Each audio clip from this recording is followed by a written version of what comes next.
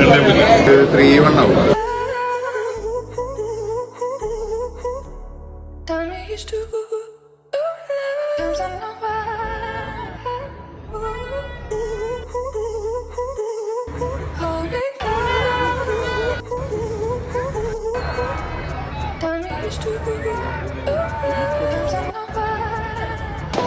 നമ്മള് പ്രഡിക്ഷൻ തുടങ്ങാൻ പോണേ. ആരൊക്കെയാണ് കിട്ടാൻ നോക്കാം.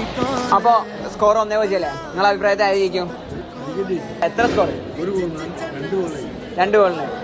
അപ്പൊ കാലിക്കറ്റ് FC 1-0 ജയിച്ചിക്കല്ലേ? അപ്പൊ ഫൈനൽ സ്കോർ ഒന്ന് പ്രഡിക്റ്റ് ചെയ്യണം. ജസ്റ്റ് ഒന്ന് ഒരു guess. No guess. Okay, thank you. ഇപ്പൊ കാലിക്കറ്റ് 1-0 ജയിച്ചിക്കല്ലേ? പ്രഡിക്ഷൻ പറയാം. ഫൈനൽ സ്കോർ എത്രയായിരിക്കും? ആര് ജയിക്കും? സ്കോർ ഒന്ന് ഗസ് ചെയ്യാൻ. 2-0. എല്ലാവരും 2-0 ആണ്. കണ്ടറിയേണ്ടി വരും. ഇവരുള്ള പ്രഡിക്ഷനൊക്കെ കാലിക്കറ്റ് ജയിക്കുന്നതിനാണ്. ഇവിടെ വേറെ ടീമിന് സപ്പോർട്ട് കാലിക്കറ്റ് ഉണ്ട്. കാലിക്കറ്റ് പോകുമ്പോൾ കാലിക്കറ്റ് സപ്പോർട്ട് ഉള്ളു. അപ്പൊ ഇപ്പൊ കാലിക്കറ്റ് 1-0 ജയിച്ചിക്കല്ലേ?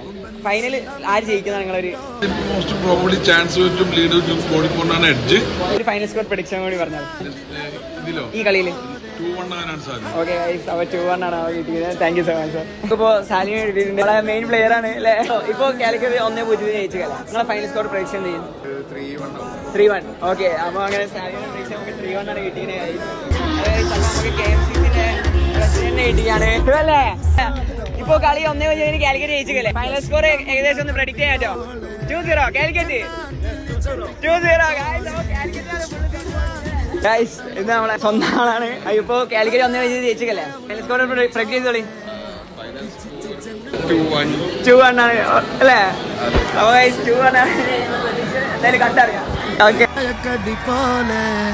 ഹലാലിന്റെ മുസീബത്ത് കോലെ ഇജ്ജിജ്ജന്നെ ഹുസ്നുടെ പാരെ കുമ്പന്ന ശുണ്ട മുണ്ട കൽബിൻഡോലെ ജന്നാത്തിൽ ചവിട്ടിക്കൂട്ടൻ തോനെ പിരാണ്ടിനെ തൊട്ട മക്കൻ പോരെ ഹലാക്കിന്റെ ഉളുങ്ങഞ്ഞി ജോലെ ഇജ്ജിജ്ജന്നെ മുന്തിരിന്റെ ചാരെ.